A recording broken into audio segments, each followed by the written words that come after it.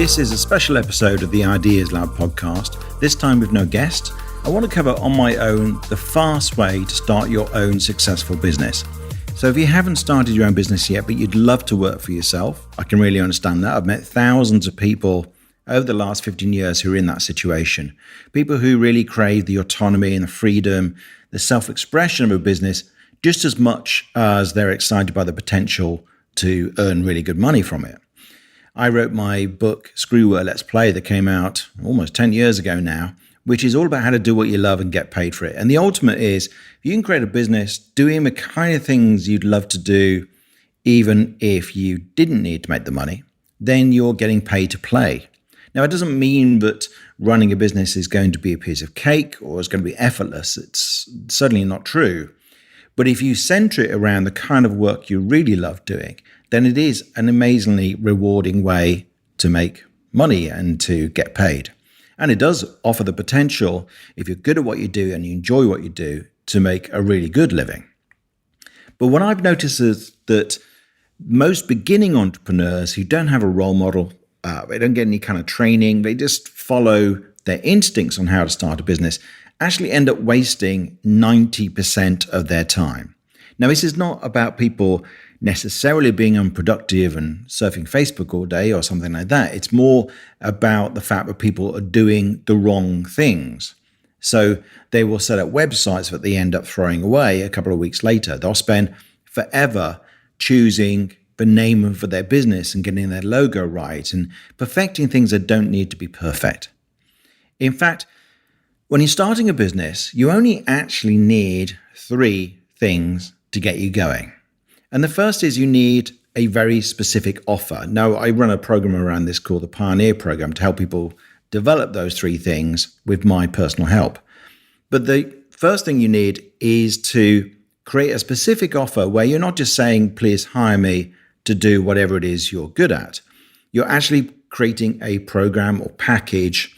It could be a workshop, a course, a defined service for a corporation, which delivers a specific aim and has a set price. If you're selling B2B, it doesn't always have a completely fixed price, but you have a kind of estimate in your mind of what you're expecting to make from any one client. What this allows you to do then is build a proposition which has addresses a real problem and gives people a real solution. It takes them from over the course of whatever it is you're providing, it takes them through a journey that delivers something really tangible. That means that when you tell people the price for this thing, that they can see that that price is worth it for the outcome that they're going to get. And I recommend you make that really specific. Often when you're starting out, you don't have as much expertise as other people. You're not as slick in your marketing. You certainly don't have the reach and the following that other people do who've been going for many years. But the way you get around that is by making what you offer really, really specific. And alongside that, what you can do is create a brand, a messaging, a kind of positioning, which also makes you stand out. So this is the second thing that you need in order to start your own successful business really quickly.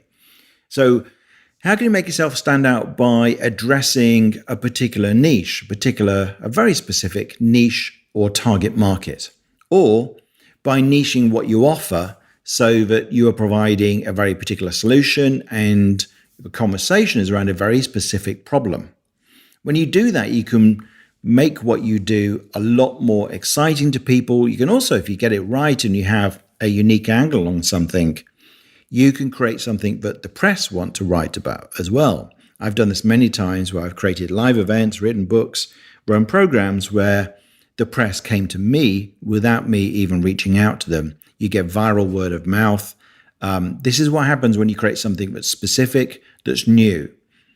And you can do that even if what you're offering feels largely the same as somebody else. I ran an event, in fact, in the early days of my business called Scanner's Night. And a scanner is somebody who has lots of ideas, lots of interests, and good at starting stuff, not so good at finishing things.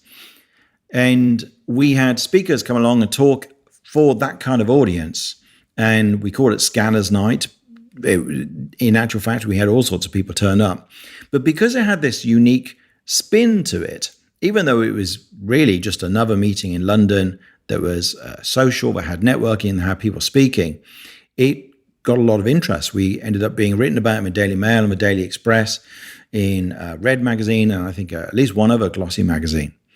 So this is the power of making something very specific that feels new, even if what you're doing isn't that different from other people. So that's the second element of starting a successful business quickly.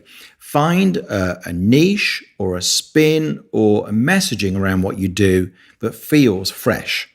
Now, sometimes that's not that easy if you're starting out. It's one of the things I help people with, but it's worth giving some thought to. The third thing you need in order to get started quickly is really just a simple plan to make your first 20K. If you can get to the point where you can make 20K from this thing that you've created, whether it's $20,000, £20,000, 20,000 euros, whatever it might be, then you know that there's some decent amount of interest. It's not just a fluke single sale, probably. It means that you've managed to find multiple people who want to buy what you're offering. And the interesting thing is, in order to get to that point, you don't need to have an elaborate Instagram strategy or thousands of Facebook likes on your page. You don't need to have the ultimate marketing funnel. You don't need to have an incredible, huge email list. All you need to do is go out and, by any means necessary, grab your first prospects and see if they like what you are offering, and see if they like it enough that they're willing to pay you money for it. So often in the beginning stages, that's just kind of about hustle, about you reaching out to your own network, asking friends to forward on what you're doing, and say, here's this very specific thing I'm doing. Here's this unique positioning and message that you've defined. And do you know somebody who could really benefit from this? When you do that, you find it's not that difficult to get your first customers, your first clients. And then when you've done that, then you can start thinking about the more elaborate marketing strategies. How do I build my visibility, my following on social media, my email list? How do I get better at advertising campaigns and so on? All those complexities you can leave for later.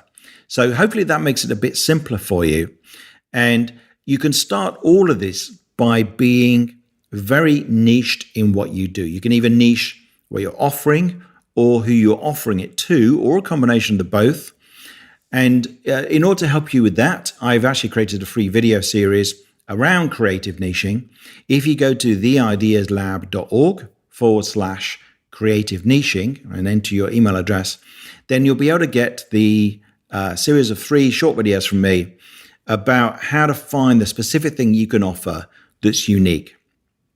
And that's a particularly helpful series of videos for anybody who doesn't like the idea of niching. So if you think that choosing a niche is going to bore you, for instance, you're going to end up feeling trapped by your own niche, then we answer that in that series. If you feel like niching, you don't know if it's going to work, and you're worried that it's actually going to end up with, you're going to end up with too few customers, we address that. If you've already got a business that's going and is making money, and you're nervous that niching would actually damage what you're doing and send you backwards because it minimizes the number of people you can approach, I also talk about how to address that problem as well in a really easy way. So hopefully those 3 things have helped you to think about the fast way to start your own successful business. I'd love to hear the comments. You're welcome to post underneath wherever you're hearing this or listening to this. If you want to leave a review for the Ideas Lab podcast, then I'd love you to do that on iTunes or simply subscribe to it. And to go and get that free video series on creative niching, go to theideaslab.org/creative niching. If you've enjoyed this standalone episode of me talking about a particular topic, then let me know, and I can always do more of these. And otherwise, we're going to have some really interesting guests coming up in the near future.